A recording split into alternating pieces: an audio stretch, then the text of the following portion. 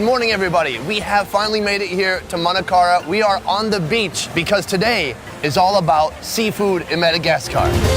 Manakara is a coastal fishing town in the beautiful country of Madagascar. In the distance, a giant stone pier, a reminder of the French occupation in Madagascar not so long ago. This was built during the colonial time. Now it's broken and they don't use it anymore. The huge ships that once docked here are in stark contrast to the primitive technology still used by locals today. Now people are using those small canoe, so when they're landing, they just go through the beach directly. The Malagasy people still approach fishing the same way they would have hundreds of years ago. Small wooden boats, many carved by hand, set forth into the sea with one mission: bring home as much seafood as possible. Today we're joining local fishermen on the beach. How long have you been fishing on the beach in this way?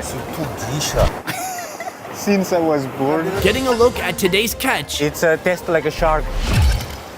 And cooking a giant seafood feast fit to feed a village. I kind of get why some of the adults want to eat first. So grab a coffee and your two best fish friends. Today we're doing seafood Madagascar style. What are we doing with that guy right there? What's the plan? We put it here in front of us. In front of us?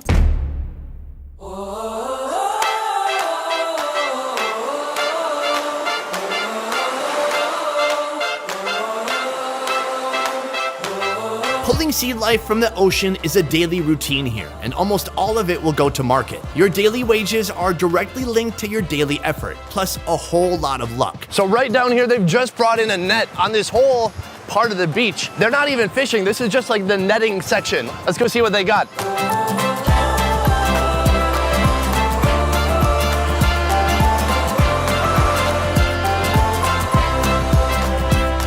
You can see over here, they are uncovering the net, but inside you see tons of these tiny fish. So, I mean, since they're so close to the shore, I think they just get kind of this small return. Which ones do you try to save for yourself to eat? They just try to sell all of it first. If there is some left over, then that's the one that they're gonna eat.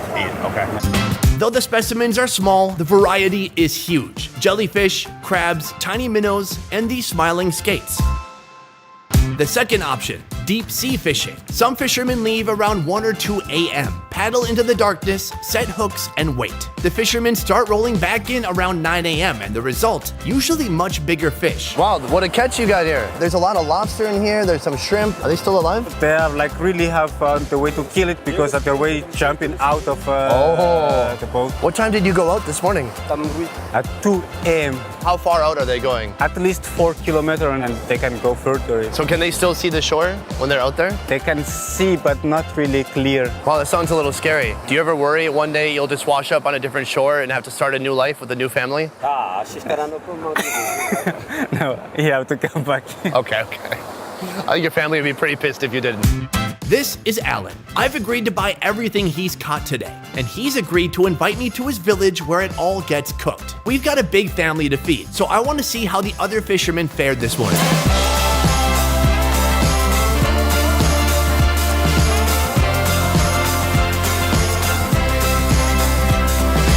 Right where the beach meets the river, returning fishermen park their boats and display their catch. Look at this. This is the most insane crab I've ever seen. It is like a felt material all around this crab. He's still alive, but he's kind of given up the fight. Please don't be endangered. We are gonna buy it, and maybe we eat it, or maybe it's a new pet.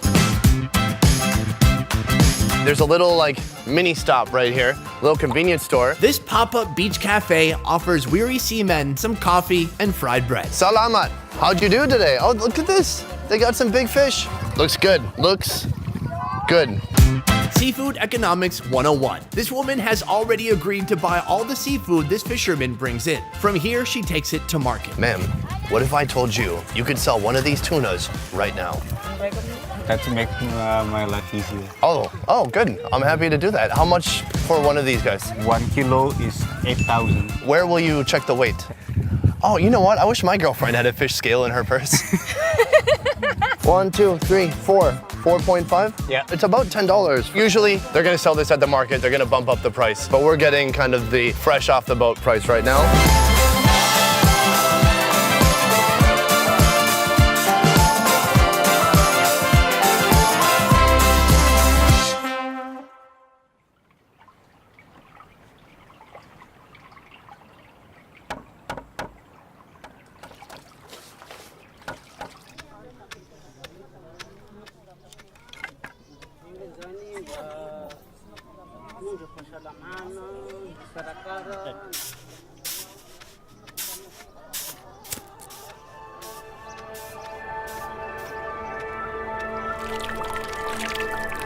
This is Alan's village, a complex of homes housing his extended family.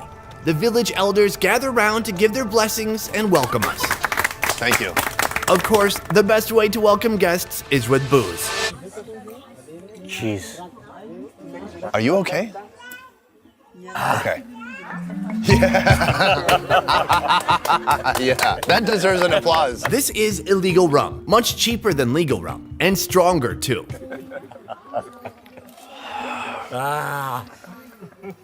It's good.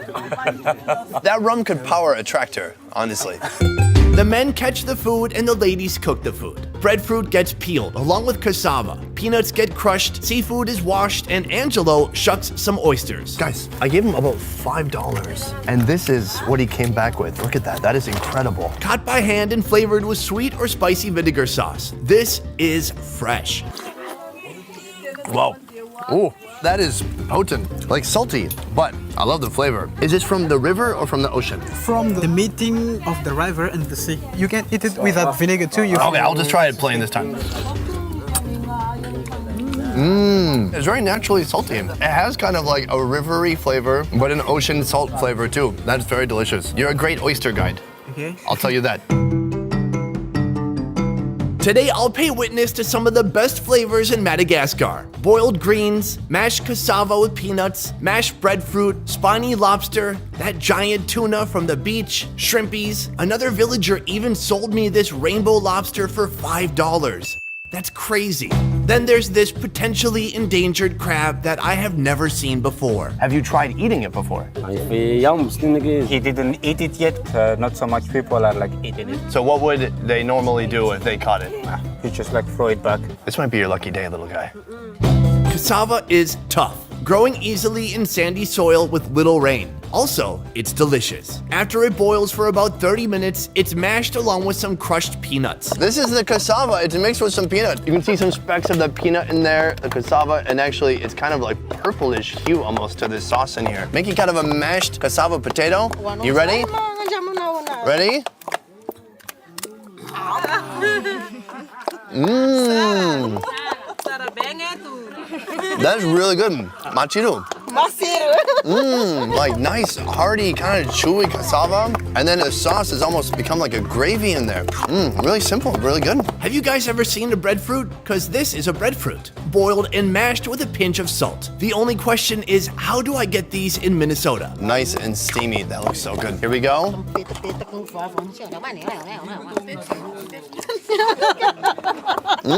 That one's very creamy. It's almost like a gravy with a bunch of cornstarch, but that's just all breadfruit and a little bit of salt. Sushi. Sushi. Namariwang. I've got a rebel soul. I've got a Charlize is the executive chef, and this is her diligent cooking team. Right now, she's directing seafood preparation. The shrimps are sautéed with onion and tomato, topped with cassava leaves and boiled in water. The tuna, cut into sections, tossed in a hot steel pot, and topped with fried onion, tomato, and salt. Then steamed until it's cooked through. Finally, the lobster. We're getting the spiny lobsters ready, just kind of cutting it right down the center. Yeah, because they're like going to grill it, so it's better like to cut a bit the shell. How do you handle the smoke? Yeah, I agree. Are you cooking breakfast, lunch, and dinner here each day? I mean, it must take forever. Cooking must just be an all-day job because you literally have to start a fire 3 times a day, right? It was in that moment I realized something I said struck a nerve with Charlize. Is she crying because of the lack of free time, or is it maybe the smoke? It's the smoke. I've got a rebel soul. I've got a rebel soul. I've got a rebel soul.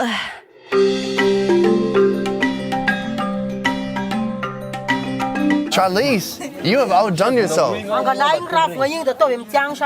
She can hardly relax right now. She can't stop directing the meal service.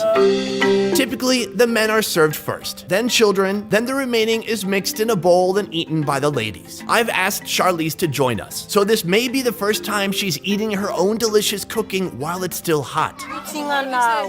Oh, okay, thank you. Look at these cute little spoons I made. Could you make me a fork out of a banana leaf as well? Apa ka nang barang no furshidem ninzani?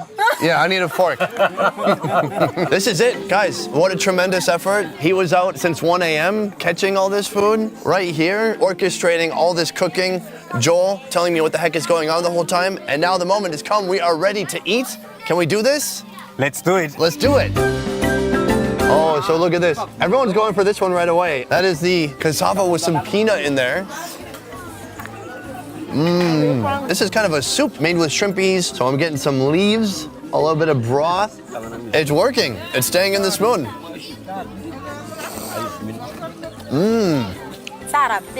Sarabe. Wonderful shrimp essence and then a nice oily broth. Especially the leaves, it's a bit hot. What kind of leaf is it? We just call it like hot leaves. Hot leaves? Yes. It sounds like you just made that up. You're like, it's hot, it's a leaf. Hot leaves. Can I eat the tuna with my hand? It's still warm. Wow, it is so juicy. And they cooked it just in the pot with some spices, some salt, some tomato. It's just nice, natural, fatty juices. Oh, look, the kids are eating now. Wow. Oh God.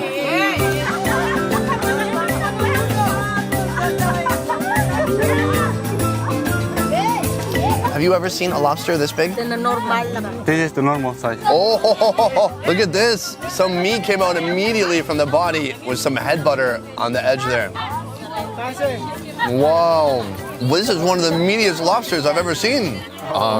Is this okay? Yeah. This half. Can I share this with you? Cheers. Cheers. Oh, this is some of the best, freshest seafood I've had in a long time. Although an insane amount of work, but the product is well worth it. Charlize, misautra.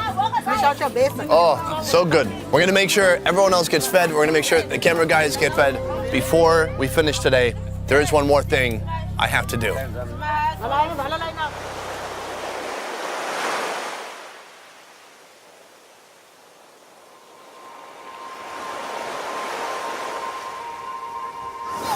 Well, little buddy, it was good to meet you.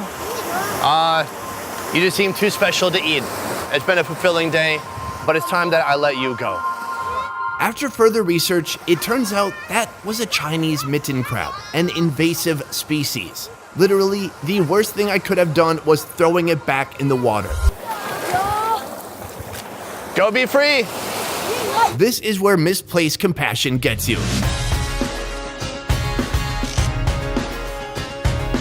Joel, my man, you've been an amazing guide. Thank you so much. Pleasure. Joel is actually with Ramar Tour. Madagascar would have been so much more difficult for us to navigate and figure out, but with them, we've set up the perfect itinerary and had so many great experiences. I highly recommend them. Also, this video was made possible by One Trip Vietnam. One Trip is the highest rated tour company in Vietnam, doing tours from north to south in all major cities, including Hanoi, Nha Trang, Da Nang, Hoi An, and Saigon. You can experience food tours, adventure tours, and more. To learn more about One Trip, check out the links in the description down below. I will see you next time.